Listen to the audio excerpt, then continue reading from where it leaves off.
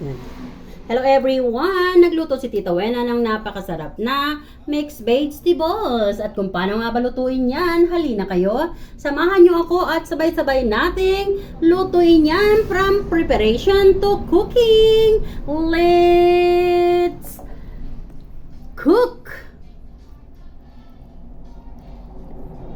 Hello everyone! Kumusta ang inyong Sunday? Samahan nyo si Tita Wena, tayo ay magluluto ng mixed vegetables na masarap. At syempre sa mixed veggies natin, tayo ay magsisimula dito sa pritong maling. Ayan. At pritong tupo. They are crunchy guys. At syempre, meron tayo ditong carrots na hiniwa ng ganyan. At meron din tayong sweet corn kasama ang syrup. At syempre, meron tayong sigarilyas, fresh na fresh. At pichay, na hiniwa ng ganyan kaliliit. At syempre, kasama yung stock niya. At then, dahil nga paborito ko ang okra, sasamahan ko yan pero hindi ko hihiwain para hindi lumabas yung slime. Para andun lang yung slime niya sa loob at nang hindi mahawa sa sabaw. At syempre, dahil mahilig tayo sa sili, mayroon ding sili yan. At hindi nga mabubuo ang ating masarap na gulay kung wala ang fresh harvested na dahon ng sili. Ayan. At syempre sa ating pagluluto niyan, gagamit tayo ng margarine. Ayan, margarine. At meron tayong young ginger. Syempre, hindi mawawala ang bawang. Hindi rin mawawala ang onions. Syempre, at mamaya nga, sa pagsasabaw natin yan, para medyo thick ang sabaw, ang gagamitin natin ay cream of mushroom powder. Ayan, para mas lalong maging masarap. At meron ngang moringa yan, o diba? Super healthy. Kunti ko pang makalimutan, ayan, meron nga pala tayong chorizo. Ayan, kasama rin yan sa ating pagigisa. O diba, pampasarap yan guys, pampa-enhance yan ng lasa. At syempre, wag natin kalimutan ang ating sesame oil. Ayan, kunti lang yung ilalagay natin guys na sesame oil para lang mas lumabas yung aroma at mas maging masarap. Halika na at tayo ay mag-gigisa na. So dito sa mainit na oil, ilagay na natin yung oil na gagamitin natin. Dito tayo nagpa-crunchy ng ating tofu. Ilagay na natin yung ating star margarine.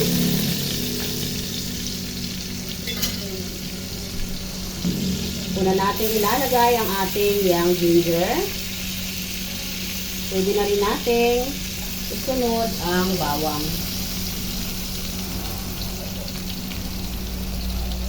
Haluin lang muna natin bago natin isusunod yung ating onion. Ayan. Pwede na natin ilagay yung onion.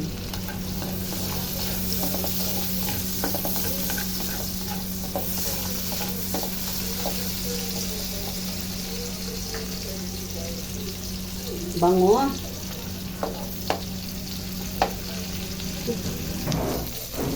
So, ayan guys, dahil nag-golden brown na yung ating bawang at translucent na rin ang ating onion, pwede na natin ilagay ang chorizo.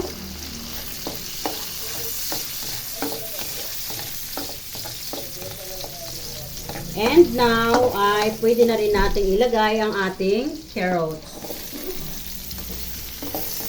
Sobrang bango guys. Wow na wow, promise. Alam nyo guys, ito yung mga lutuin na sobrang simple, pero guys, sobrang sarap. Ayan, pwede na rin natin ilagay ngayon yung ating sweet corn.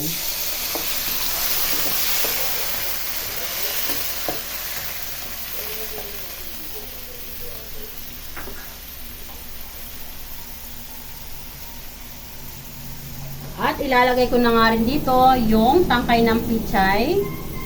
At syempre yung sili at okra. Yung mga yan kasi ay matagal maluto. Kaya uunahin ko sila. So ayan guys, tinakpan muna natin para mabilis maluto at makonsid natin yung heat. Yes. Ayan, so luto na yan. Now, ay pwede na natin ilagay yung iba pang gulay katulad ng sigarilyas.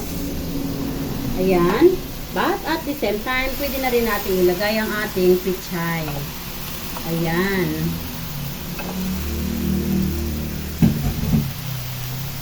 Pagkalagay nga natin ang pichay, ay hahaluin na natin yan.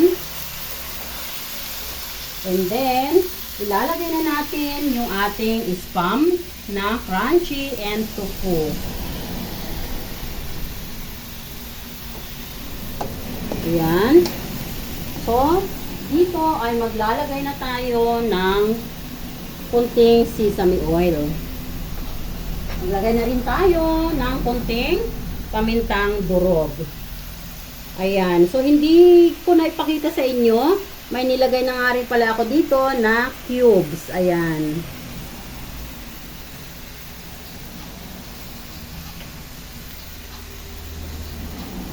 At syempre, dahil ang cubes natin ay hindi enough, maglalagay tayo dito ng kunting patis.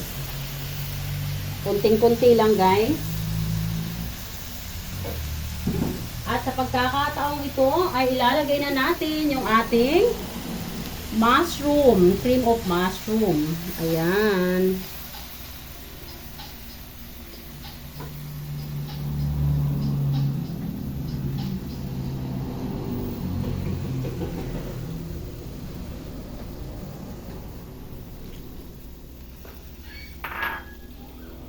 Maya-maya natin ng kunti ilalagay yung ating dahon ng sili. Bango. Ayan, haluin lang natin. Hindi na tayo maglalagay ng sugar to balance the taste kasi yung ating sweet corn ay isinama natin yung syrup. So, yung syrup ng sweet corn ay medyo sweety.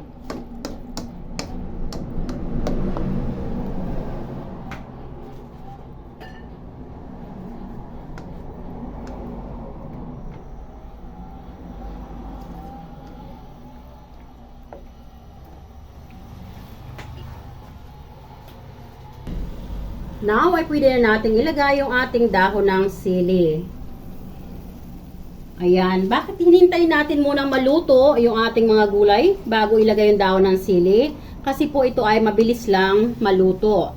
Hindi kailangang overcook ang dahon ng sili. At the same time, yung nauna nating gulay, dapat po ay hindi natin i-overcook para yung vitamins na may contribute sa ating body ay hindi mag-evaporate. And yes, tama na po yan. Pwede na nating patayin ang apoy.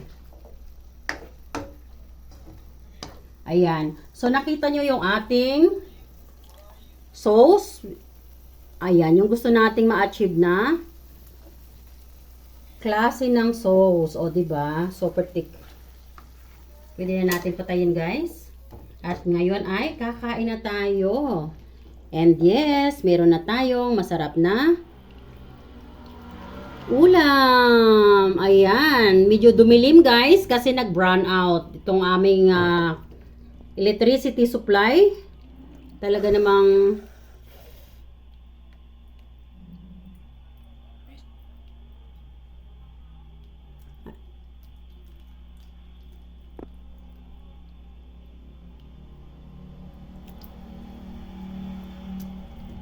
thanks for watching, everyone. Happy Sunday. Tita Wena always saying, don't forget to keep loving one another. Bye, guys. God bless.